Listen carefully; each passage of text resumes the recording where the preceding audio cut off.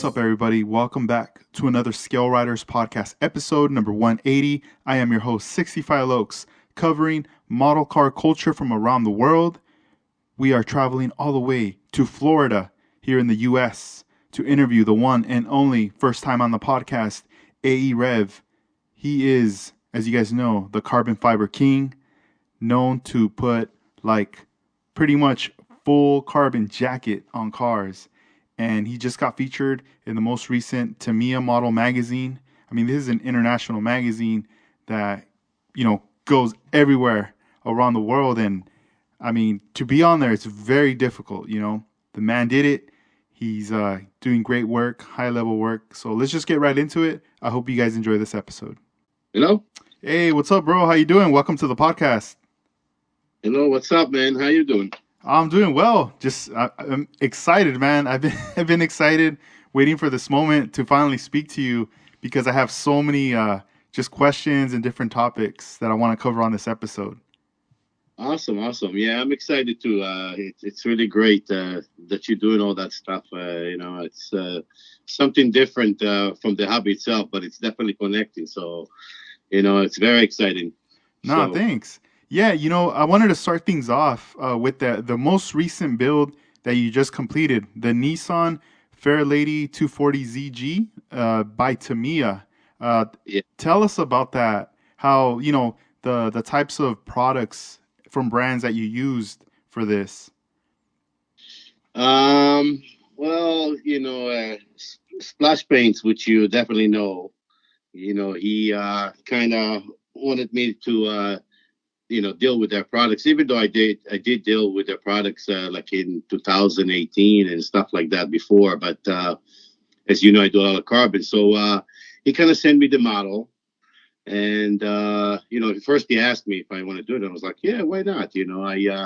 I don't buy any models hardly anymore. I mean, I get all the stuff from Alpha Model. They kind of keep sending me stuff, so I don't need to buy anything. So I was like, yeah, why not? And then he's got great paint and stuff like that. So we were discussing, and I was like, oh, that'll be nice if I'll do it in certain orange. So he sent me a type of an orange in the beginning, and I kind of tried it on a spoon, and I was like, it's kind of old style.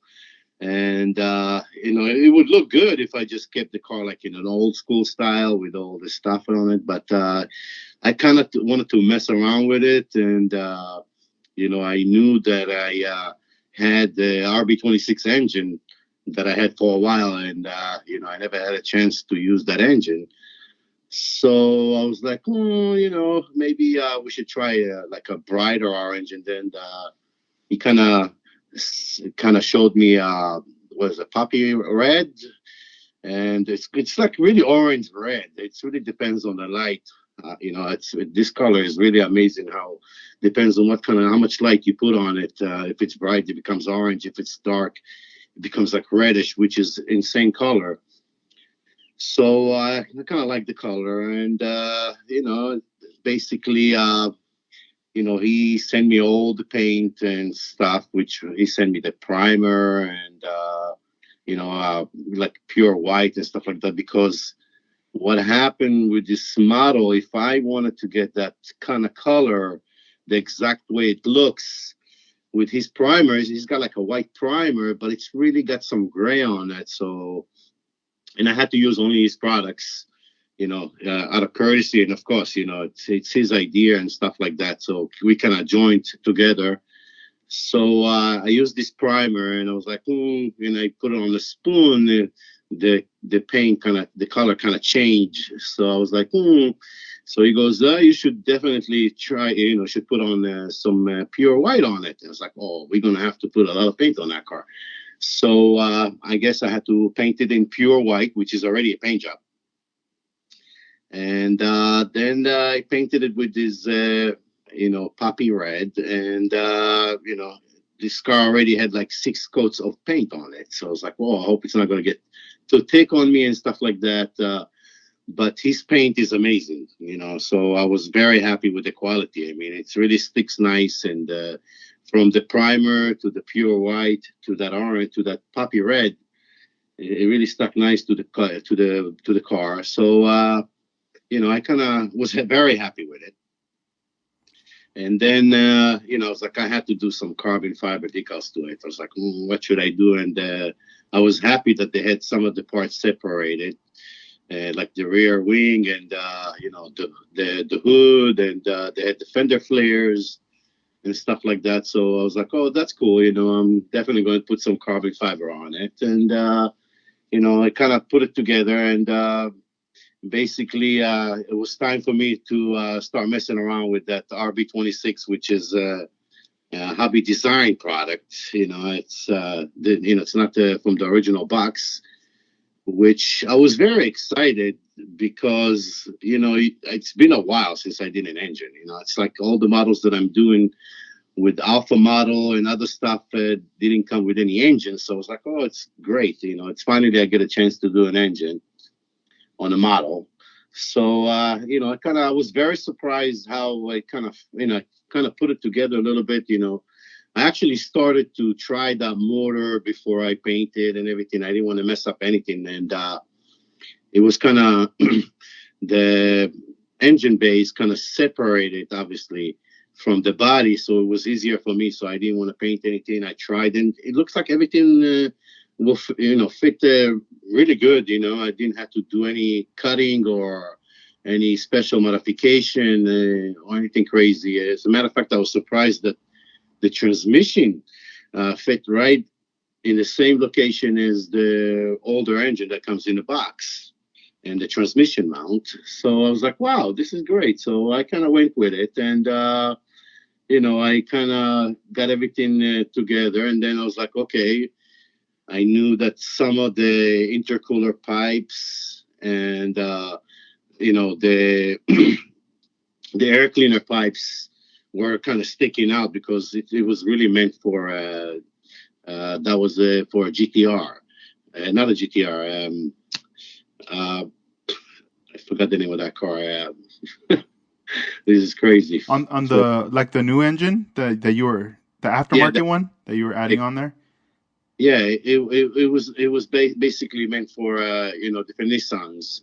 So what I did is I was like, I'll continue to build that motor, and I didn't glue those pipes. And when time came in, I kind of decided to try it again. I was like, okay, so I kind of had to modify the pipes for the intercooler and the air cleaners. I kind of had to mess around with it and fabricate it a little bit better. And I was very surprised that everything fits like perfect.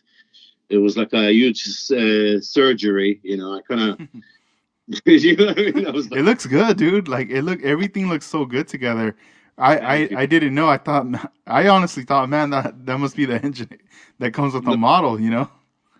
I kind of wanted to mess around, taking risks. Sometimes I get myself in trouble. I was like, I'm not worried.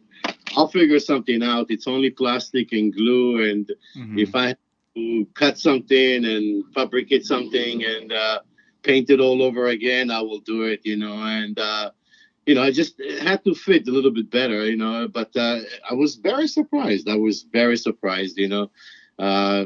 everything worked out really good. And, I kind of, it came out really good. I'm very happy with it. I'm very happy with the way the body came out with all the paint because I had to do the 2K clear coat. That's another, light coat, the first coat. And then the second coat was a little bit heavy, but the third coat had to be heavy, to come out really nice. And, to be honest with you, I never even buffed that car or anything. This car everything is from the gun. I never had to use any sandpaper or any buffing stuff. That's my style. I try as much. Yeah.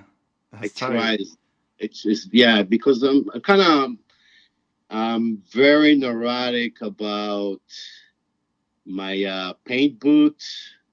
I always clean it, and my air guns. I use 2 different air guns, one for paint, one for the 2K clear, and I always keep things clean. And I'm kind of lucky because in my house, for some reason, it's Florida, so we have a lot of humid, but not inside the house. I have a great system of air conditioning, but it's never going like on the humidity. It's like kind of in the 50s, so the dust doesn't have a chance to rise up. You know, Nice. yeah, dust is our number one enemy in this hobby. So Yeah. lucky, I'm very lucky that, and I try to keep my room very clean, and I'm very neurotic. I always clean behind me, and even when I do sendings, sometimes I will just take my model outside, which like 75, no, not maybe not 75, but it's humid, so the dust doesn't even go anywhere. So I kind of like to do my sendings more like outside, Mhm. you know, keep the dust out of my room, even though there's always going to be a little dust here and there. But that's the part that I'm always trying to keep away from my hobby room, all the dust and stuff like that. But anyway, going back to the Fair Lady, I was very happy. So it was a good experience, and I was very happy to do with the paint and stuff like that, because I do, I'm always thinking about doing a whole car in carbon fiber. But lately, I decided to kind of do a full carbon car and then paint a car. So it's kind of like two projects at the same time, and that's what basically I've been doing lately. Is like, I get tired of doing the carbon, or I'm done with doing the carbon, so I kind of jump and doing some paint. I won't say like, I feel like sometimes I don't want to lose, the technique, how I do the painting or the carbon. So it's kind of balancing myself, to keep both of them, because I really love, working on carbon fiber decals. So, but kind of don't want to forget or lose, the talent of painting, and stuff like that. So that's basically what it is. But bottom line is that Z, I was very happy with the way it came out. No, it's beautiful. I mean, it's nice. And I like the way your presentation is on your Instagram, showing what you're going to start with and then just starting to showcase the separate pieces, like everything how it's coming together, those progress pics. And I mean, I feel like you do have a good balance as far as starting, midpoint and then getting to the final stages and completing the build. How has that like discipline been for you to keep that? Like before, did you not have that discipline, or has this been something that you always kind of just stuck to? Like, I'm not gonna just from beginning to end. Well, when I start a model, I'm very committed to it. First of all, I always try to finish them no matter what. Even if I push the model aside a little bit, like I did with the Corvette, I'm doing it for my girlfriend. She loved that body style. So I'm kind of, taking advantage of it. She's very nice to me. So I was like back and forth. So I kind of, like, what I do basically, I mean, I have a technique that what I do is, first of all, I love to show the progress. I mean, for me, it's not just the final pictures of the car. I mean, that's the last thing I'm worried about. For me, the fun part is every part. Every part for me is a project. So, the body is one thing, the interior is another thing, but then you have the steering wheel, and then you have the dash panel, and then you have the seats. And so, what I do basically is the first thing I do is I start with the body, because I gotta get something in the beginning that will motivate me. So the most important thing is the outside body, that it's gonna come out right, and I would like it. So what I do is I concentrate on the body first of all. That's the first thing I touch and paint it, and like get to a point that I'm like, wow, great, it looks awesome. Like with the Z, I kind of got it, all the way to the 2K, even though sometimes I won't post the pictures of it. I will just put it aside and then go to whatever would be next. Like, okay, what would be next for me to continue this progress so I can get forward with it? And, even though I hardly look at the instructions, I'm one of those guys that get in trouble. Always like to get in Yeah, that's trouble. What I mean? funny. Sometimes I'm surprised by me. Like, damn, I couldn't even look at it. Like, that's me. I kind of love to figure things out. Yeah. I guess we all do that sometimes. The manual's on the box at the bottom. You know what I mean? But I have a setup. I kind of have a setup. Like every model, I start with the body, then I go to. It really depends if there is like the Z had the engine and had the engine bay and stuff like that. And I don't know if you noticed, but I show everything. I show under the car, even places that you probably won't see. I don't care. For me, it's like the fun part. The most important things for me is, even though I like to share what I do, is just to do everything I can. It's just that's the even if you do things that you don't see later on or you're gonna hardly see, I still like to do it all the way. So I kind of go by progress, and I kind of put everything in.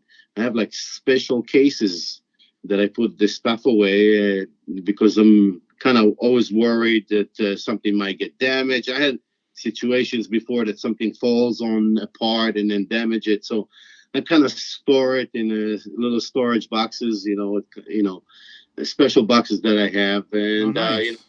yeah, yeah, yeah. I open the box, I look at it, everything is there. Like sometimes I'll do like special paint on the seats, like the texture. You don't want to have any scratches on it and stuff like that, or the carbon fiber if it's bare carbon and it doesn't have the 2K on it, the clear coat.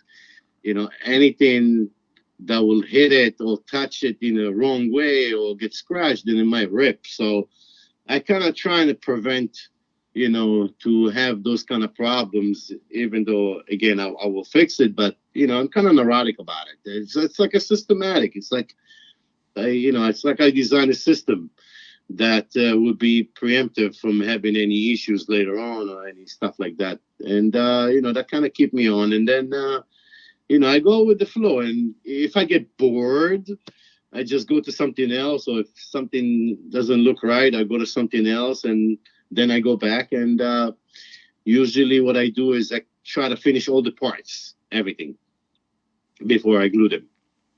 Mm. And that's when the fun comes in, when all the parts are done and everything looks good. It's time to put them all together, even though I think that's the most nerving part. I kind of It's true. here, here comes the glue, and I'm like, oh shit. uh, Radio, I'm like, oh, here comes the glue. Even though it's great glue, I mean, the glue that I'm using is like super glue. It's amazing. That thing saves me a lot. Yeah. Yeah, yeah, it's really good glue, and even if you went a little bit extra on it, if it's spilled on the side, there is a way to clean it with a glue cleaner. It's like a special cleaner for that kind of glue. That same company basically. But that's the nerving part when it comes to the glue. Even though I love to put things together, I'm like, oh, let's take it easy, think before, dry fit it, because the hobby is something that I love to do, because I kind of sit down, relax. It's like art for me, and take it easy and enjoy everything. And but I'm very neurotic about, you know I'm kind of beating myself up if something is not perfect or something is not that clean. Yeah. I, th- I think it's like a punishment, but Hmm. everybody have their personality. I mean, it's like my friend Scott. He's got that personality too. He's like extremely, extremely neurotic. I think he's worse than I am, so it kind of makes me feel better. That's But he's funny. Yeah, from seeing all this work that you do, I when I came across your page, and I started following you back then, I was just blown away.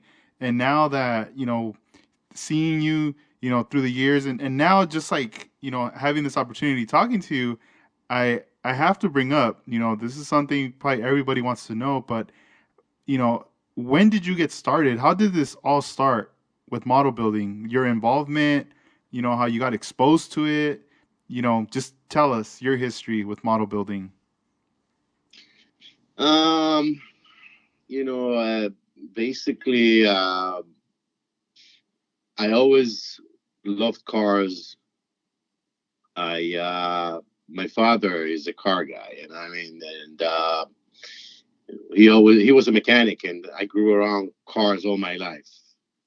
And me personally, even though right now I don't have this business, I all I did is deal with cars and parts and all that stuff. But when I was a kid, like I was like think like 10 years old, whatever. I think my father kind of got me like a model. I think it was a Corvette. I'm not even sure, but I think it's a Corvette. I'm not sure what year it was.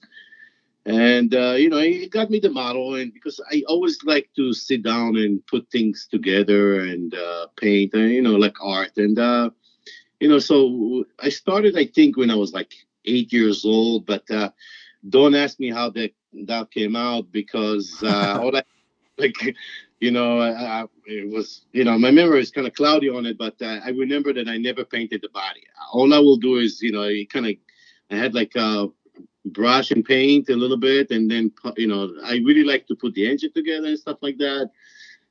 But it was like, I putting it together, painting some stuff with the hand brush, but never, went further than that, like spray cans and stuff like that. I was too young to deal with that stuff. But that was like when I was like around 10 or something like that. But then, I think I built a couple of airplanes. I used to like airplanes like F-15s and stuff like that. I knew about some military stuff a little bit better too. I kind of liked it. But then it faded away. And I think what happens is around 2014 or 16, some more like 14, 15 actually. I kind of ran into a model. I think it was like a Tamiya or something like that, and I was like, I started having my room in my old house in New York, and I was like, let me start. I had all kind of crazy stuff. It's like my cave, so I was like, let me, kind of go back to it, see how it is and stuff like that. And, I wasn't like professional or anything like that. I actually, I think I bought sprays from Home Depot in the beginning. you know, Really like, like, wow. But, I had no clue. I just wanted to put the thing together. And, I had always had confidence in myself, that I was, kind of felt that I can do okay. And, from there on, I kind of, start, like doing more research. And I think in 2016, I kind of went on Instagram and I saw a few builds. And I was like, wow, I always, I never thought that, you're always thinking you're doing it on your own and hardly anybody doing it because, to be honest with you, around me, I don't know anybody around me that build models. Yeah, No, everyone's like far away, anybody. huh?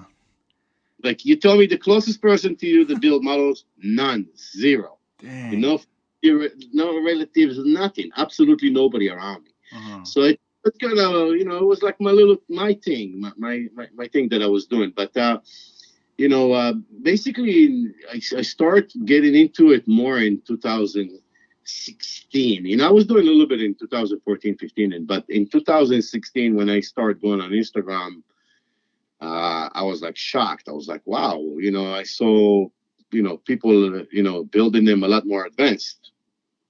And kind of fell in love with it again, kind of. And I was like, wow, I did all the researches and start following some, great guys that build great models. And I was like, wow, look at this, how nice and clean and how, perfect it is. And I kind of started doing my research, but I was like, I kind of like the Tamiya. I mean, I built a couple of Revel cars, and I was never happy with them because it didn't fit right. I was like a little spoiled, I would call it, back in the days. I want everything on a silver platter. Like, I won't go out of my way to fix something or send something down or cut it or adapt it. I would just think that you buy it and you should put it together just the way it came.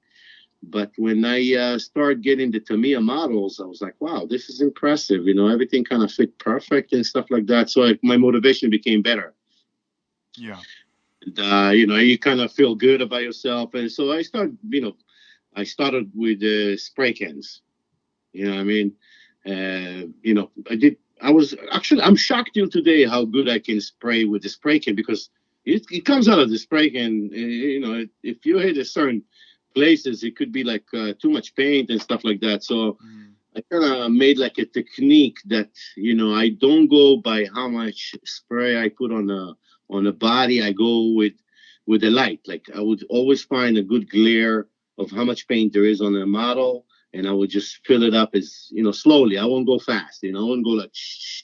I would just go slowly, and it was coming up pretty good, even though to be honest with you, I didn't even had a booth. I was like doing it next to my cape room. I had like I won't even call it a garage. It was like a little, shed, like almost like a crawl space. But it was maybe like 5 feet, kind of under the house. Nice. Yeah. No, I mean, I wasn't professional. I was just doing it for fun, and but I was started getting into it, and I was, so I would go in there and spray and come back real quick, so I wouldn't have any issues with any dust or anything like that. Falling on And it, yeah. yeah, and let it dry, and and then slowly. But then when I think I was actually kind of getting into it, like building a model like every 3 weeks, you know and I have to be honest that most of them are very nice and clean. I mean, they're not as bright as the 240Z that I did, and some of the latest models that I did, but they're nice and clean. It's not like, I'm neurotic, so the lines have to be perfect no matter what, and the paint have to be perfect. If not, I will just won't continue building it, which hardly I remember that ever happened to me. But bottom line is, I think it all started when I kind of bought an like a air gun, and then it started. It became a little bit more efficient. With the paint, and I hardly ever paint anything with a hand brush. Everything I do is with the gun. All my painting, even if it's a little dot, I will just use the gun. I kind of don't like to use brush unless it's a certain area that you have no choice. So basically, that's how I got into all that. Into all this Instagram and stuff That's like that. cool. Yeah, no, Getting back I'm like to that. picturing everything you're saying right there. How you were like spraying and doing all this stuff. That's dope. What airbrush are you using right now? Grex. Oh, nice. The pistol action, Yeah, pistol grip. yeah, Yeah. Okay. yeah. I have two of them, and like I said, I'm using one for the 2K clear, and I'm using one for the paint, and they're really good. I mean, I think it's not just the gun. I mean, the gun is amazing. Is amazing. I can. The way I never had any problems except two seals that kind of went bad on it, but I ordered them and it was like a joke, getting them out of there and put a new seals Hmm. other than that. But I think it's more like I bought it together with the compressor. Oh, nice. Yeah, and the compressor that they have is really good. The pressure is really good, and I kind of that's another thing that you have to learn. The pressures of like the paint is one thing, and you know when it comes to 2K, it's a different pressure, and then my paint gun, I use two different needles. I will switch them sometimes. Like if I'll paint the body, I will use like 3 millimeter. If I use the point 0.3 millimeter, if I use it for the small parts, it will be point 0.2. So, I kind of play with the needles and the pressure too. And, you kind of have to do all those testing and stuff like that. I mean, I still have a long way. I mean, this hobby, you can never say, "Oh, I got to the top," and Yeah, I learned everything. I mean, I feel like I'm getting lucky many times. I mean, Yeah. that's yeah. I do testing, a lot of testing before. I mean, that's what saves me. Before I kind of jump, I'm like, don't jump, just try something before, and basically that's what it is. But I'm trying to remember everything. It's kind of Yeah. And uh, as far as your introduction to carbon fiber, how did that go about? How did you get introduced to carbon fiber by like Scale Motorsport? well, that's first of all, I kind of, after I kind of, building all those regular cars like Nissan 350Z and a couple of Supras, it was all stock. It was just stock. I was like, I need something more challengeable. I kind of need something that, kind of, make it more exciting. Like I told you, I like to get in trouble, and I started building the F1s, and I think everybody that build models should try an F1. That's my opinion. Because if you build an F1, it's different than regular model, like a car, like a regular street car. It's many pieces, and then you gotta do those pieces separately and then put them all together. You know what I mean? But the bottom line is, I kind of built a couple of F1s, but then I saw this Red Bull model, and I would go to the hobby store. After like I said, I would do like every 3 weeks. I will finish a model. I would go to the hobby store and kind of pick up a few more. Just to keep me busy, and it was really fun. And I saw that Red Bull, and I was like, wow, I had all those decals on it. And I kind of loved it, but it was like $97. I was like, are you kidding me? That's so expensive. And I would pass by it, and one day I said, you know what the heck, who cares? So I bought it, and had all those great decals and beautiful. The paint was supposed to be like it's like a special blue with metallic in it. Amazing. I mean, that's one of my favorite models.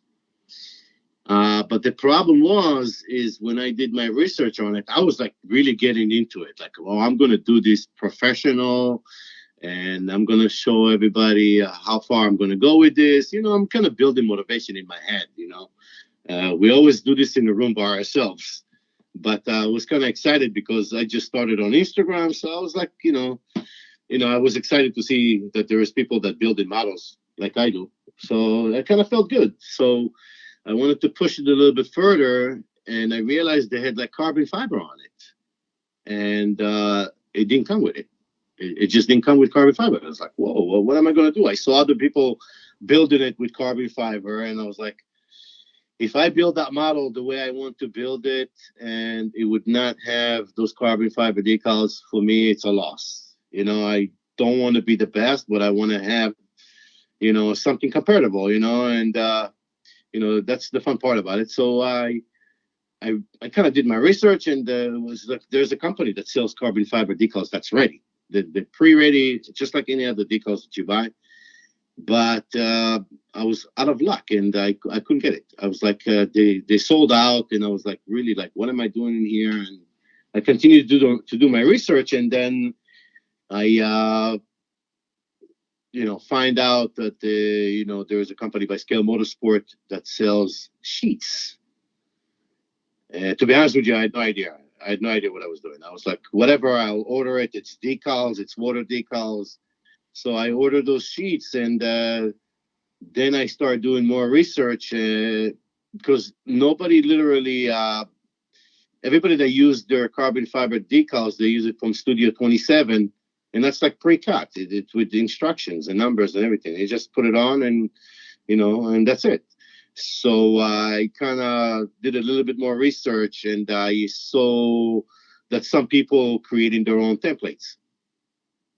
Mm. So I cut like, so I gotta create a template and then cut the sheet and then kind of apply it to the part, which basically I was, that's the part I kind of didn't know that I don't want to sound like cocky or something like that, but I was like, wow, I definitely have it. Like I can't believe it.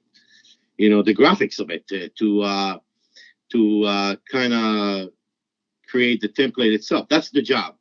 I always tell everybody, forget about putting the decal on the how you lay out the carbon fiber decal on it. If you don't create a perfect template, it will not be perfect. Yeah. It's just decal. It's like you're buying a decal. So you have to create a perfect template so it would fit perfectly, and then you're not going to have any issues like access going over there. But I was basically, I was really surprised that I was kind of, I was very creative with the templates. So I kind of start, laying out all those decals, and I was shocked. I was shocked by the reactions of the people. I'm like, what's going on in here? I mean, people were like stunned, like, whoa, wow, it's unbelievable. This is great. You're doing such a clean job and stuff like that. But I didn't realize that most of it was because I was creating the templates myself. Yeah. The thing was that you created the templates, you lay out the decal. But I think I went a little bit, off. I started using all kind of different styles of carbon fiber. No, it looks tight though. Like I know when I started to see it, I had friends DMing me photos of it, like just sharing different posts you had done. And the more, we would dig deeper into your page, we would see, you using like different styles and colors, of the decals of the carbon fiber and patterns and all that. And but it looked dope, And Yeah, no, as you started to see that you were developing your own style on things, and to the point where I know for a fact you've motivated a lot of people to give it a go and try it. And even for myself, like I had never ever done carbon fiber decals ever, and from seeing your stuff, and when I was like, all right, I'm gonna build this car and I want to add little accents of carbon fiber, I got the product in, and then I was like, all right, I'm gonna try this out. And like it's funny because the one thing I saw on Instagram from other people that would do it was like the common part is like the front hood. yeah. So I would, lay a tape and then trace that out. And obviously a hood, it already has, the lines there, so you could cut it really clean and easy, So I was like, all right, dope, I'll do this. And the funny thing is I was already like messing up because that template of that tape, I was applying it on top of the decal as opposed to putting it on the backside on the paper. So when I You would know, so when I would peel off the tape, I would notice, oh man, it's like kind of faded now. Like around it, it's dark, but in the center where I put the tape, it's like lighter. And well, I always say that experience comes with mistakes. I mean, mhm. we learn. Uh, I tried as much as I can to, like, I'm using a one type of tape. The tape that I'm using is a Tamiya tape. It's a perfect tape. Perfect. Uh, I won't use that tape to cover parts and paint over it because that would be like the biggest nightmare because it was the paint will leave some marks on it. But for templates, that would be the best tape to use Yeah. to create. It's very flexible and it would never rip the decal. Even if you put it on the top, sometimes I Hmm. have no have to put it on the top of the decal and stuff like that. But like I said, going back to that red ball, I kind of started messing around and using all kind of different styles of carbon, but that was a lot of pressure because in this hobby, with respect to everybody, don't get me wrong. I mean, I have respect for everybody. Everybody, it's art for me before anything. So it doesn't have to be the best job. It's just the part of the art, and this community is very important to me because I feel like this there's not too many of us. You know what I mean? So Uh, the part that I'm saying about the Red Bull, you get a lot of the people that likes to have one on and like, oh, you can't do that. This is not in the real car. And I'm like, what do you want from me? Just having fun. And, I just want to put it on it. For me, it looks good, and that's the one thing I like about myself is that I have an open mind. In this hobby, we can do whatever we want. Even though we're trying to do like one and identical, even though I have projects that I would make sure I would do it like 100% the same as the real car, I like to mess around sometimes and create some crazy stuff. I see some people, they with the 3D prints and stuff, they creating their own stuff. It's amazing. So, and everybody's different after all. So, I kind of used to get some criticism on some crazy styles of different carbon, or some people will tell me, "Oh, it's too big," and I would just not, I kind of have respect, so I will kind of respond back, but I won't let it affect me because you should do whatever you think and whatever you like. It's after all, it's just for fun. That's how I see it. But basically, like the sizes, like you have the 124 scale carbon fiber, then you have the 120, and then you have the 112. And, you know, I do my research, and some companies using bigger size on cars. You know what I mean? Yeah. So, you can put whatever you want. I mean, Hmm. there's no law, or, it's your build. You should do whatever you like. If you can handle the criticism, it's okay. I mean, There's the model police. No. I don't get any rude people. Everybody's nice. I'm stunned how nice this community is, to be honest with you. Yeah, I'm everyone's super nice and cool with each other.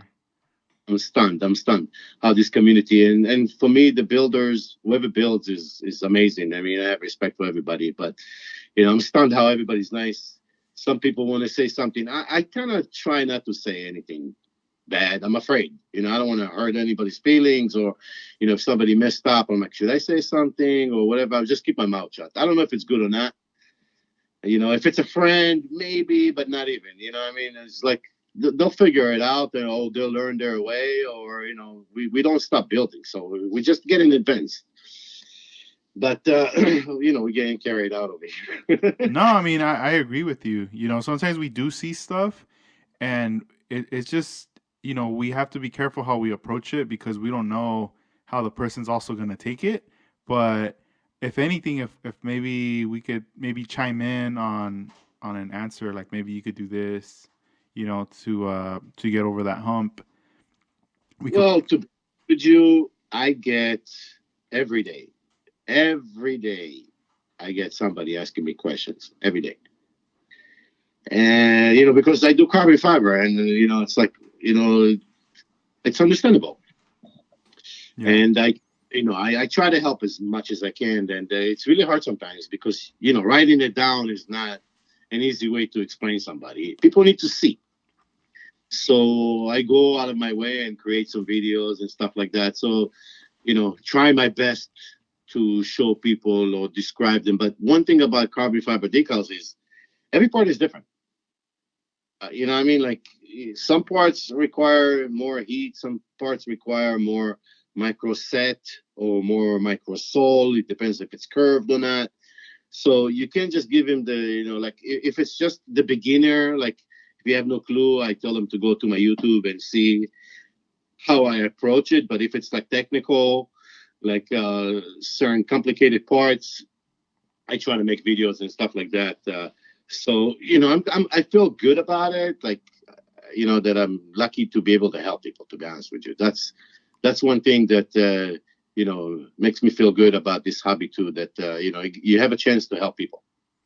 Beside all the art that you do and the creations and stuff like that. But going back to that Red Bull, I kind of had a bad experience with it that I learned so much is when I got all the decals together. I wasn't using any 2K clear. I was using the regular spray can from Tamiya, Mm. and yeah, that's the worst thing. The TS13. That's the That worst. clear. Yeah. And I was lucky I didn't get it on the carbon fiber decals. I had that rear wing of it that had a beautiful decals on it, and I sprayed it, and it started bubbling up on me, and I was like, "Whoa! How the heck other people getting the clear coat on their decals?" You know, I was very frustrated, but I don't know if you know him. You probably do. He's very famous Russo model. Mm-hmm. So I kind of reached out to him. I was like, "Yo, man, what am I doing in here wrong?" I sprayed it. He goes, "You gotta go lightly and stuff like that." But to be honest with you, he was very light on me. He didn't want to affect me because sometimes you tell people to do certain things, but they don't have that kind of power. They don't have the tools or they don't have the material. So it's like you need to use a different material of a clear coat. That TS13 attacked the decals basically. So he kind of helped me in the beginning. That's why I got to know him really good. I mean, he kind of saved me. He's like, "Oh, what you gonna need to do is like, cut it, send it down, and you need to get an air gun, and you need to get the 2K clear, coat and stuff like that." So I was like, "Whoa, what is all that stuff?" I didn't even have an idea. To be honest with you, I'm lucky because my girlfriend, what she does is she sells paint. That's her profession. Oh wow. Yeah, she had like a machine in her job Uh-huh. that paint you want. Just name the Any color color. paint you want. That's tight. And she goes, "What's the problem? I sell that paint." And I was like, "Are you kidding me?" The 2K in the beginning. So she got it for me. And, I've been using automobile stuff, like real cars stuff, like, you know, and, that thing was amazing. So I was like, I put it on and I was like, wow, it's just like you have the three procedures that you basically, I would always recommend people when you do the first coat, just a miss, just a tiny miss, just to put a little bit weight on the decal, just let it dry. Don't even go too much, like go a little tiny bit. I did a couple of videos, in the beginning, trying to help people because I don't want to see anybody in my situation that I was. So, and then the second coat, you do a little bit. And then the third coat, I was stunned. I was like, wow, this is amazing. I mean, and how hard it becomes and how strong and how protective. I mean, you can hardly even scratch. Even if you scratch it, you can buff it out in a second. And so from there on, I start feeling like great. I had the gun, I had the 2K, I had the custom paint, and I start investing more money. Like buying like better tools and stuff like that, and you have to have all the sandpaper like. From 3,000, 4,000, all the way to 1,200, to do cleanups and stuff like that, and to make sure you get rid of all the dirt if you have any and stuff like that, and then the buffing machines and stuff like that.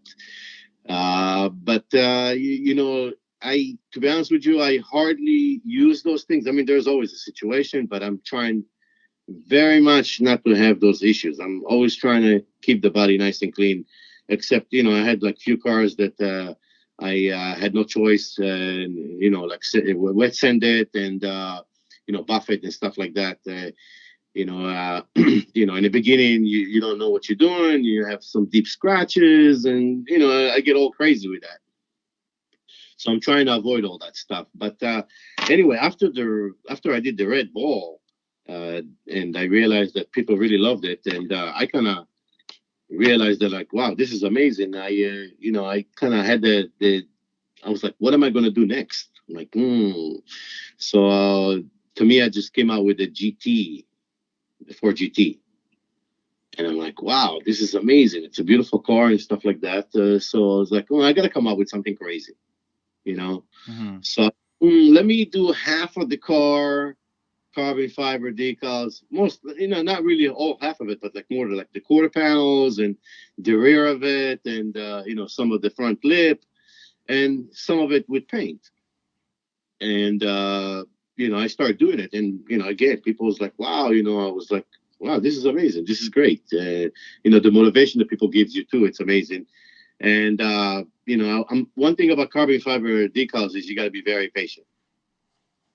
You have to be stubborn, but you have to be patient at the same time. And for me, it's like medication. You got to take your time. This is a different. This is not paint. This is not anything else. This is decals, and it's a flat paper, and you got to put it on, and you got to kind of work on it, and lay it down nicely. So you have to be patient with certain areas and stuff like that. And I would call it a little bit stubborn too, because you're going back and forward, back and forward, back and forward. It's like a little war, But if you're not aggressive, you got to be gentle. You probably, the decals depends how you use the materials of the microset or microsole. But basically, microset is, I call it like glue. Microset is something that I put on the part itself, then I apply the decal. But it does have some strength on the top too. So I would use it too. I would hardly use microsole. Specifically for Skill Motorsport. Maybe with other companies, like, I'm not crazy. Like, I believe it or not, I never used Tamiya carbon fiber decals. I have like almost every company of carbon fiber decals in my hobby room, just because I used to do testing on them. And some people like them because they're thick, but the thickness is an enemy too, because if you get to a certain point, it won't curve right. You need to have something soft. So I realized that Skill Motorsport is soft, and you just got to be gentle to it, and it would work out. But anyway, going back to the GT, I did half of the car in carbon. I had no idea that car is real carbon fiber. So sometimes I'm like, I don't do all the research, and stuff like that. So, I was stunned that car in reality is carbon fiber, everything. So then I decided to do the whole interior. And now then I started going crazy. I did like the whole interior in carbon fiber. That's tight. And I did the dashboard, and I started getting criticism for people. It's like, oh, it's not supposed to be carbon. It's not. Yeah, that's funny. Where am I getting into this? You know what I mean? Like, yeah. I'm telling you that I had like maybe less than 1,000 followers. Mm-hmm. I didn't even, you when you start this hobby, you're catching the builders first. They get interested, Uh-huh. So, I was like, what the heck, I had Yaniv from Rustam. I was like, just do whatever you want. It was like my mentor in the beginning. Do things out of the box, and just do everything. So I was like, yeah, whatever, I'll do whatever I think. I just get confused from people sometimes. But then I really fell in love with the carbon fiber, because that Ford GT came out really special, and people started saying, "Oh, it's the greatest GT," and I'm like, "Wow, what's going on in here?" I was like, "Wow, this is getting crazy." I'm having crowds and stuff like that, so it kind of pumps you up. No, yeah, and then I bet like your number started to grow too on followers. We all victims as builders, because we do this in a room alone. Yeah. With some music quiet. Nobody's around you when you do it. And all of a sudden you're showing your stuff, and you're getting, you get a lot more compliments than criticism, which the criticism is not really criticism, it's just opinions. And it's good. It motivates me. I like it. I kind of like, oh, I'll show you next time, jokingly, nothing personally. But then, I kind of had I remember that I had the GTR. It's like, I got to do this whole car in carbon fiber. And people told me on the GT, it's like, why don't you do a whole car carbon fiber? And I was like, whoa, that's a good idea. But I was already in the middle of that car, already painted, and it came out nice. Don't get me wrong. I love to do a car with some carbon and some paint. And then, so I just like, I'm going to do this GTR with some carbon fiber and stuff like that, full carbon, and created all the templates. And that really kind of took off. When I did that car, that my Instagram started blowing up. I was like, wow, amazing. This is amazing. I mean, I couldn't believe how people loved it. But, I didn't even know that not many people creating their own templates. I mean, people will do a hood, something like that. So, but I always knew that, like in the way I think, I'm always thinking ahead. I'm like, what is carbon fiber? Carbon fiber is the future. You know what I Mm-hmm. mean? Everything will be carbon fiber.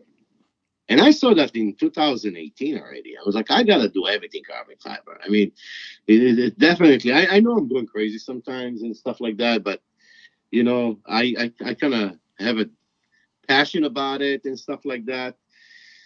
And so I decided to do the whole. That's when I kind of met Splash. It's like, oh, you got to use my 2K, and I kind of used this 2K, and it was really good. But I was getting so much supply for my girlfriend that I still have leftovers. I'm like, it comes in big, containers. It's not like small, like the way they give it to you, in a small, stuff. So basically, I kind of, liked his product, and I used it, but then I continued, and you talking about Skill Motorsport. When I, after the GTR, I built a couple of more cars with some paint and carbon, but then I kind of killed all the Tamiya models. I kind of bought every Tamiya model that I liked and built it. So I was like, what am I doing now? I mean, they don't have anything else. So I started researching, and I found Oshima and other companies. So I was excited. I'm like, oh, more, different cars and, stuff like that. So Some I more kind of, options. yeah, different options. I was trying to fill up my room with as many as I can, then trying to get, different colors and all kind of stuff, like get it all crazy. And I don't know if you look at my old post, you'll see that old room that I had. It was like my friends used to come and hang out, watch TV, and I built like a wall. People was like, why are you doing that? I'm like, when do you ever go and see, because I'm a car guy and I love, like, I can't say I love a specific car. I'm like, when do you go and see so much beauty in one shot? Yeah. You know, Mm-hmm. between the shapes and the cars and the companies and the colors, so that was my passion, and stuff like that. But, anyway, I kind of found that Oshima Lamborghini Marcelago. And I was like, wow, this is great, and that was like a perfect car to do full carbon. And that's when I started doing split, like right in the middle, like it's a book match. It's a little bit more complicated because you have to make sure that from the roof, it goes through the hood, to the fenders, to the doors. All those lines got to match up, and I'm really neurotic about it. I have to make sure that it's gonna, it doesn't have to be 100% perfect, but it's got to be in the right direction at least. Yeah, And that was another thing too that I noticed, like just from messing with the carbon, is it's almost like you gotta kind of like think about the direction before you get started. well, I can. How would I say that? I have a certain technique that it would always be perfect. You can give me the middle of. You can take a sheet of carbon fiber, cut it in circle, and I would know exactly how to lay it down. I have a certain techniques that, I need to have more time to do YouTube. I wish, it's like those things, take a lot of time with my buildings. But I'm gonna have to do like another few YouTube videos and show some of my technique, how to keep it straight. I kind of helped other people with it, and they got it going on straight, and perfect. So there is a way to do it. I mean, it's hard to describe it. It's a book match. I showed a few times. It's confusing, but if you look at the sheet, the left side and the top is the same, and the right side and the bottom is the same, even though the sheet is not square. You know what I mean? So if I kind of don't get disoriented from it. If you get disoriented, then you start messing up. But I feel like I don't have that kind of problem. I always find the exact. I kind of match it right into where it's supposed to be, and then create the templates and then put it right in that point where it is, and succeed. But there is many ways to. I mean, there's some guys that are doing a good job on matching it. So, it's not like, a top secret or anything like that. You just gotta sit down and try to figure those things out with the left and the right, basically. And, you gotta look at it a few times and match it, and, make sure that it goes with the lines perfectly. Put it that way, it's got to be 90 degrees.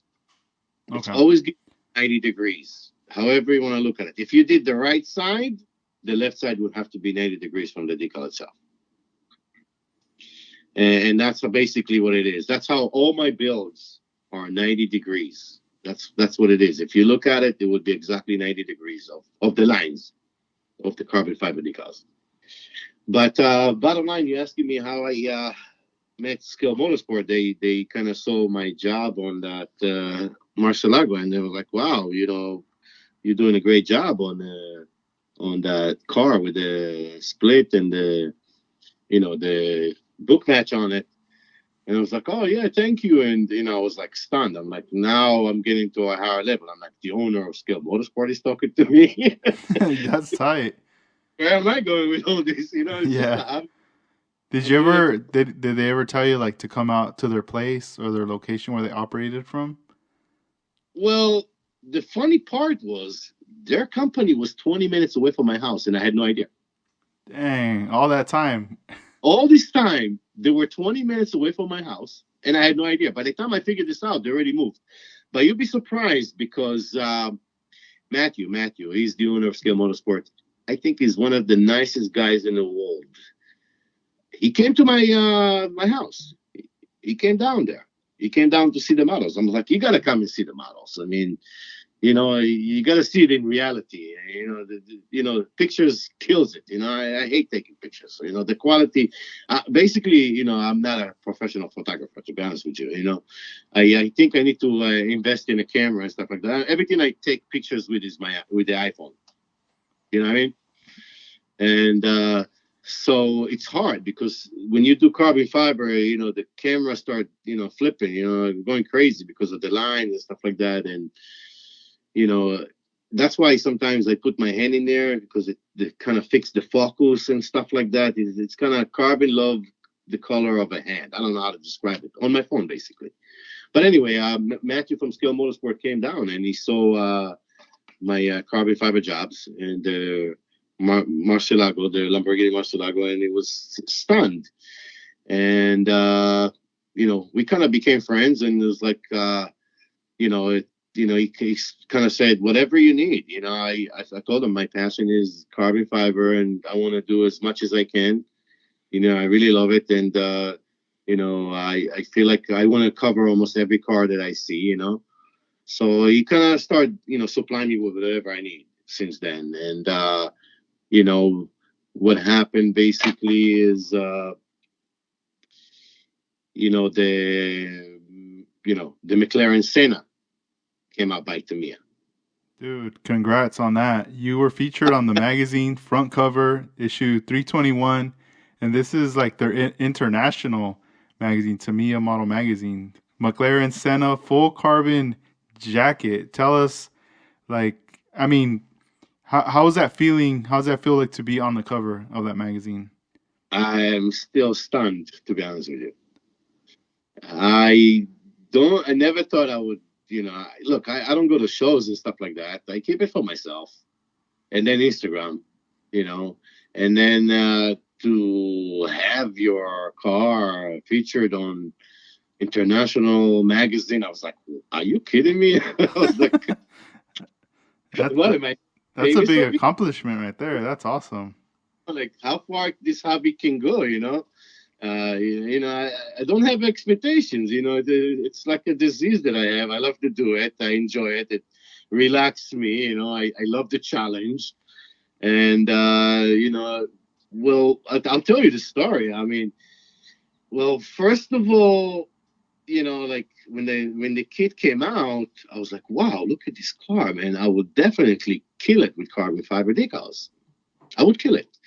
And it's funny because I already started getting the name on the carbon fiber, and people start when the car came out. When Tamiya announced it on their Instagram account, people start kind of mentioning my name. Yo, AE, that would be a great car for you to cover. And I'm like, holy shit, people already suggested me to do it. But the thing is that, by the time it gets to the US, I was like, oh my God, forget about it. It will take months.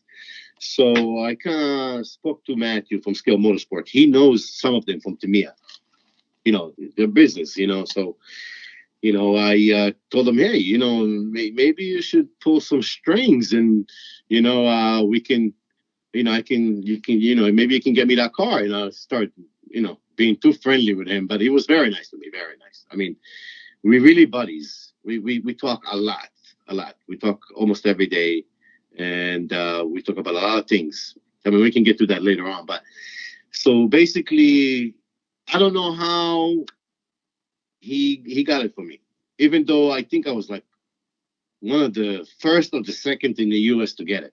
I don't know how he did it. They send it to him, whatever, and then he comes to me and he goes, you're going to cover that car with carbon fiber decals. I would like to create a template set for it and sell it. Even though I did that, we forgot about the Mustang. I did the Mustang for him, and he sells templates for it. And I created templates, and it's on the sheet. You cut it from the back, and you put it on the Mustang GT that Tamiya came up with, an amazing model. Even though I never had a chance to finish it, because they always wanted that model to go to shows and stuff just bare with nothing on it. They don't want to have any parts on it. They just want to show the carbon body only. So I'm like, I feel bad for that car. I was like, I never get a chance to finish it. Maybe one day. But anyway, they sent me. He got me the model, and I looked at it. I was like, I loved it. I mean, I was like, wow, this is amazing. And the only challenge was that every carbon fiber decal that I would lay on it, I would have to create the templates, and you're talking around 200 templates for that car. Damn, that's a lot.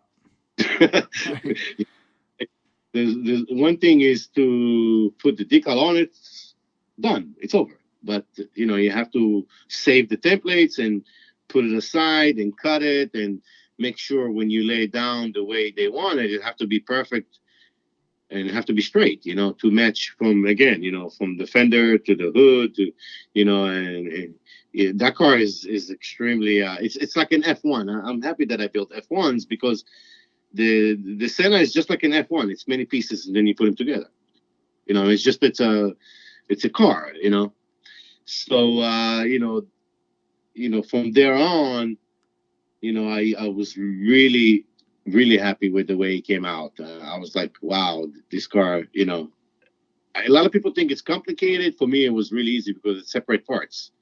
And I have a way to get them, the parts right on the line. So it wasn't that difficult. It just takes time to do it. And I definitely have the patience and I enjoy doing every part. Every part for me is a project. So I have no problem sitting on a part hours if it takes. But I finished the car, and I already sent him. It took me like a whole week to create all those templates and the descriptions and everything, and they're still working on it till today.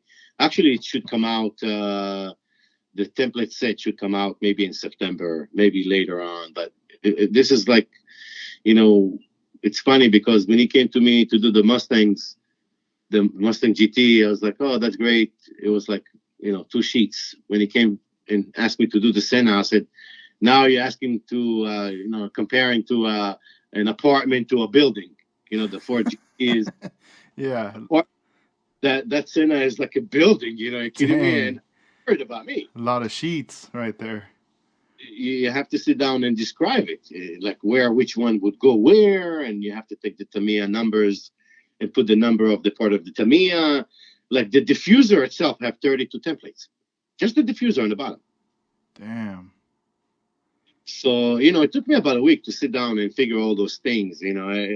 That's like really the job. So it's a different category, which, I work with Scale Motorsport. That's the benefits that they get out of me and other stuff. And, I get endless supply, whatever I need out of them. Forget about it. I mean, anything I need as far as carbon fiber decals, I think I have supply for another 10 years. Yeah. And it's funny because like I have so much supply, then I'm like, oh, let me try that part, and if it doesn't work, whatever, and it works. When you have confidence, I'm like, I don't have a problem with messing up a decal sheet, but it doesn't happen because of the confidence. You know what I mean? It's like weird. It's like, oh, I'll mess you up. I don't care if it doesn't work out. I have to do the trial, and it works out. But bottom line is, I got the car. I got the car done. I was very happy with it, and I continued to build other models. But one day, I kind of went into Facebook because I didn't want to be like all over. I mean, the YouTube thing, I did it. I stopped it. It started taking too much time away from my hobby, from building. It started getting stressful. You got to do all those editing and stuff like that. So it's kind of took the fun away from me. So I kind of stopped on it for the meantime. But I kind of, since I started dealing with Alpha Model, they kind of asked me to open a Facebook account, and I'm like, oh my god. Yeah, that's like you gotta somehow put in some work, like promotional work for Well, them. I don't. It's just for me, Instagram was already overwhelming. You know, Yeah, yeah. You're just adding more to the plate now. I mean, I love it. Don't get me wrong, but it gets to a point you still have to respond back to people. You Mm-hmm. still have to help people. You know what I mean? Like it could take a nice hour and a half of me sometimes to sit on my Instagram and answer people or respond back. Damn, yeah, that's a lot of Yeah. time. Every day, every day. Yeah, what I mean? So I'm like, okay, well, what am I going to do now? Go Instagram, Facebook, YouTube. I'm like, TikTok, no, losing hours it's over like here. everywhere. That's Yeah, yeah. crazy. When do you find time to build? Like, are you doing it during the day or is it always at night? Well, I moved to Florida like a year ago. So, from New York. So I used to in New York. I used to kind of come after work like 6 o'clock. Take a shower, blah blah blah, and then my brain will be fried from all the activity of the day. I mean, I used to be a salesman and running a business, so I couldn't even think no more. So I would come in the evenings and build them in the evening till midnight Mm-hmm. and kind of float in it. And that's how I get my brain to relax and stuff like that. But since I moved to Florida, I have a lot more time, even though now, I work from home. I still work, but I work from home.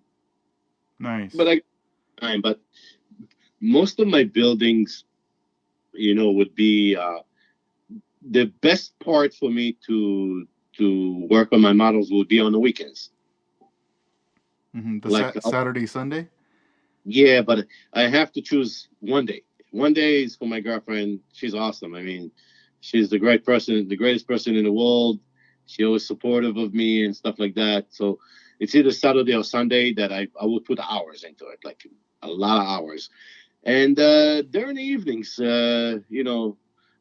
like 3 times a week, 4 times a week in the evenings, like around 6, 7 o'clock till midnight. I would sit down and work on my stuff. And sometimes during the day, I will just jump in there, just do something real quick, and like, oh, I have to get this done, so we'll be ready for the evening. So taking a break from work and just jumping in there, and since I'm working at home and it's a family business and stuff like that. I mean, I live on vacation right now. I need to discipline myself better, but I give myself a little break because I just moved here, so I'm still trying to adapt that area. Yeah, no, that's good. No, and that's awesome that your girlfriend also supports what you do. And that you're aware of that. Selecting as well, like a day. Spend some time with her and also some time to yourself to be able to build. Yeah, and sometimes for the house. What I mean? Yup, you Like, gotta clean up and get things like tidied up. yeah, you don't want to put all your time. I mean, I could be there days, but I kind of manage. I manage to find time for everything. You know what I mean? Because when I decide to go and start working on my stuff, on my hobby, I want to be relaxed. I don't want to think about anything else. I don't want to have anything in the back of my head. It's a place that I go and clear mind, and it calms me down a lot. That's the main thing that I love about it. I put the music on, and I work on it and stuff like that. And I relax. Instead of watching TV or whatever, shows or whatever, I just go into that room and just dig in there. I call it like submarine. I tell my girlfriend, I'm going in there. She goes, submarine. I'm like, submarine. I'm going under the water. Even if you call me, I won't be able to come. You know what I mean? Like, it'll take me Yeah. time. Because when you do carbon fiber decals, you can't stop in the middle. Mm-hmm. You You gotta know, like gotta keep going.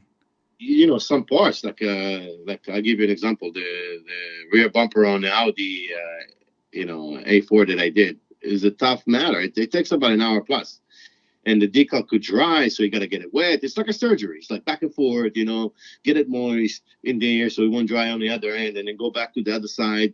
I mean, like some parts on carbon fiber will take me about an hour, and you're sitting in there, zooming in there, not moving out of there for an hour, literally an hour. So any other movement around will distract you. You'll destroy the decal.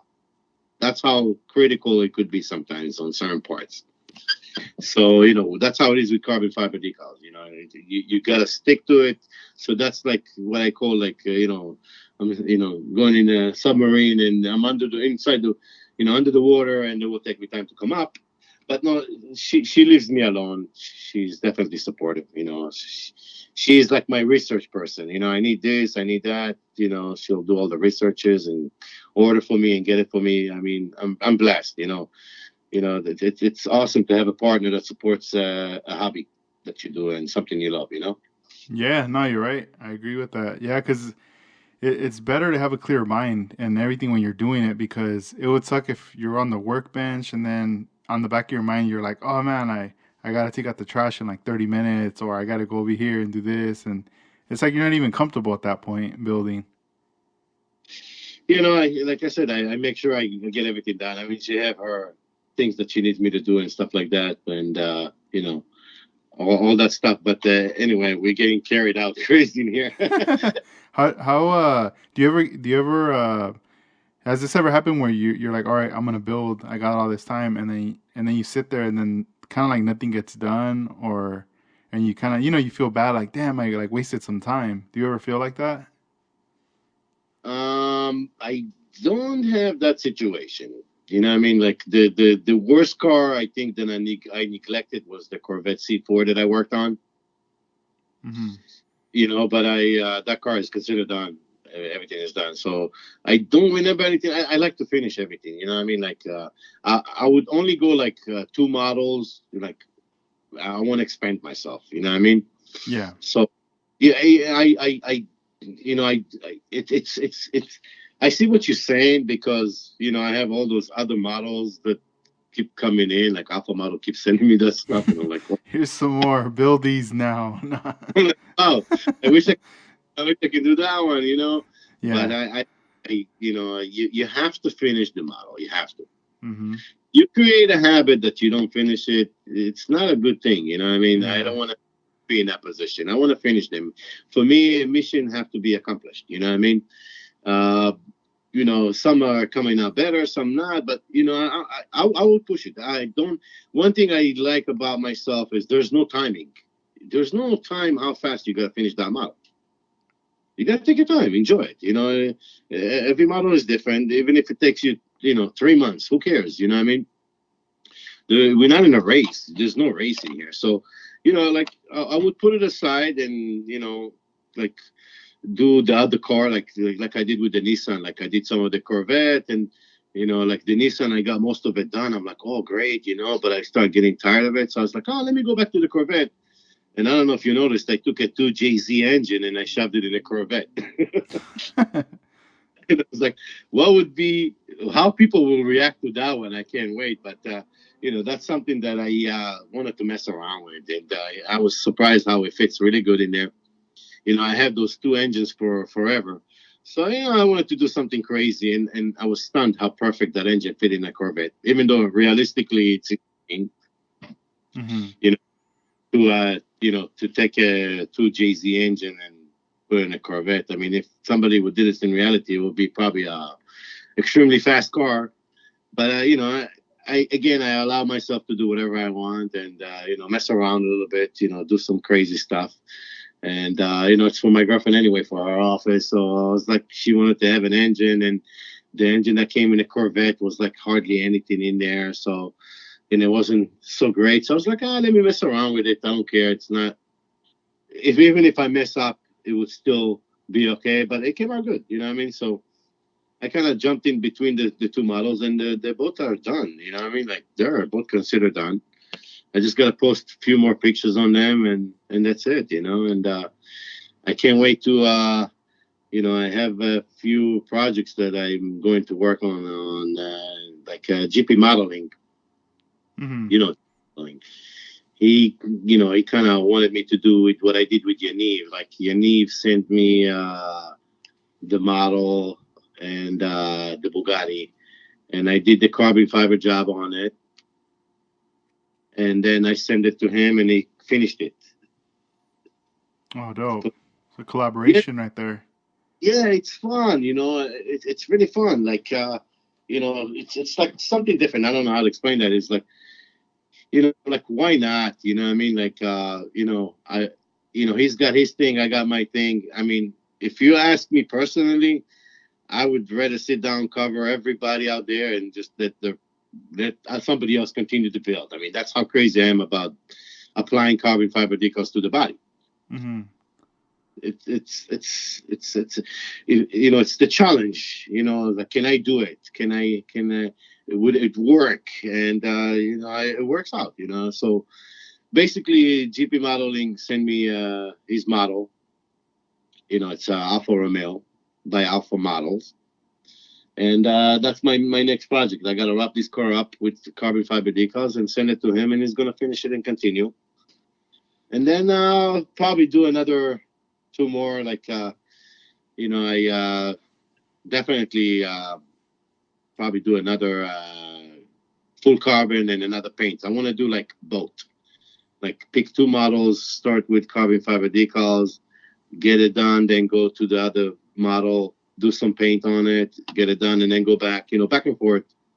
This way I don't get bored, or I don't know. I think I have a problem that I hear from other people, that you get bored sometimes, or you get tired of it and you want to do something else. So I kind of jump in between the two, and I kind of like it, but not more than two models. I would definitely not expand myself to more than two. Yeah, that's the limit right there for you. Yeah, definitely. So that's basically what it is. If you ask me, I really enjoy doing all this carbon fiber decals, and I get a lot of models from Alpha Models. I mean, they keep sending me those models, and I'm like, Yeah, wow. I keep seeing you bust out like when you do the. I like how you do the unboxings and then the display of them. It looks super cool, like everything right there. And yeah, I mean the quality of work that you do, man. It's like super high level professional to me, and I'm pretty sure a lot of people will agree. You know, you're inspiring a lot of people, and I appreciate that you help. Also, you've helped me as well. We've gone back with messages. You've done, some like even videos for me. You went out of your way to do that to show me how to apply, especially on those like complicated, areas where to me I was like, I don't even know where to even start. And you started to tell me, you need to do all these different templates for that piece right there. And just the way you broke it down, you made it very clear that that definitely helped, push through it. And I wasn't intimidated anymore right there. I was like, all right. And, for any other piece, now I just have a better understanding as to, how to approach it. But I feel like the next thing I probably would want to learn is how we were talking about earlier about lining it up, how you were mentioning like the 90 degrees and just get everything going. So this way, the sides match and everything else. That if anything, I feel like that's gonna probably be like the next like Yeah, thing to yeah. learn. Basically, to do a book match, that's the way. If you, I mean, some cars have one, it's one direction, I mean. But if you do a full car, or if you do like like a rear wing or the front lip, you can see that a lot of companies are doing it, like split in the middle. And it's a little bit more technical as far as creating the templates, but it could be sometimes easier because you're doing two different sheets. You know what I mean? It's not one. You know what I mean? So it's hard but easy at the same time. But talking about inspiring and stuff like that, I never expected I'm going to get to that far. I feel great that I can definitely help. You know what I mean? Again, this is great that you're doing this hobby and something you love and something that you feel that it works out for you. But if I don't want to see anybody failing in this situation. But a lot of people needs to understand that, like anything else, it's experience. The more you do, the better you become. It doesn't come to you in one day. You know what I mean? Like with painting or with buffing or anything that has to do with anything. You have to have you have to have patience. You have to take your time, and specifically with the decals. And I would tell everybody, be careful with the microsol. You know what I mean? Like That's the still, that's the red bottle. yeah. I used to call it red and blue. You know, Uh, some people, understand it in that kind of language. So I used to call it blue and red. Red. Why? If you think about it for a second, just for a second, think about it. One bottle is blue. It will never burn your decal. Never, never, ever, ever. You can pour it right on the decal. It won't do nothing to it. And the other one is red. If you put way too much of microsol on it, it will just eat it alive. You know what I mean? It'll burn it like fire. It will destroy it. But if you me like, so what's the point of it? Is like some places you need to, like, if you lay out the decal, it's flat. How are you going to get it to be stretched a little bit? So some places what you need to do is put a little bit, like with a brush, tiny little bit on it, let it settle on it for a few seconds. I would recommend to put water right on that area that you put the microsol. You put water right on it. This way, it did its job as far as softening the decal a little bit, but it won't continue because it's chemicals after all. I don't know if you noticed, I'm using a lot of the Scale Motorsport Magic decal. Yeah, their decal solution. Yeah, decal solution. I'm using it a lot because what Scale Motorsport did is they were getting sick and tired of people burning their decals and complaining to them too. Yeah. Like, oh, there's something wrong with the decal. It's not my Well, micro yeah. solution. So it just takes a little bit longer with it, but it doesn't harm. I rather it take you longer to do something than harming your decal.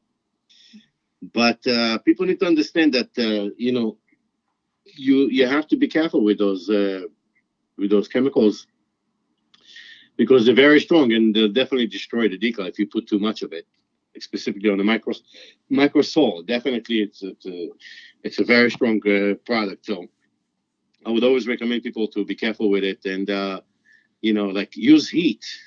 When you use heat, it's softening the decal too. But once you use the heat, it dries it too. So you got to keep that decal moist, and that's when you put the microset right on top of it. Even though the microset is more like glue on the bottom of it, it's still good to put microset on top of it, and it keeps it moist. This way, the decal doesn't get dry, and you don't ruin it. That's the problem that people have. They destroy the decal, and then they get upset, and they feel like they're failing in that. But you gotta really be patient with it, and take your time, and try again if it didn't work out for you and stuff like that. But Yeah. it's a different. It's just something different. But as you can see, many cars come with carbon fiber lately. You know what I mean? So it's part of it. If you a modeler, you have to learn how to do some carbon fiber. You don't have to cover a whole car, but you have to have the basics of it at least. Yeah. No, yeah. That's tight, man. I could see more and more people, wanting to try it out and getting into it as we go. And then especially at seeing your work. I mean, we're excited, for the future to see what else you come out with right Uh, there. And hey, it was a pleasure having you on the podcast. If everybody wants to check you out on Instagram, it's at AEREV, Yeah, Aerev. Dope. yeah. Yeah, man. I Uh, mean, this was cool. I mean, there's a lot of things I learned, from you on this episode. So this is a special one right here. Great, great. I'm very happy, and it's awesome. To have me on your broadcast as well, man.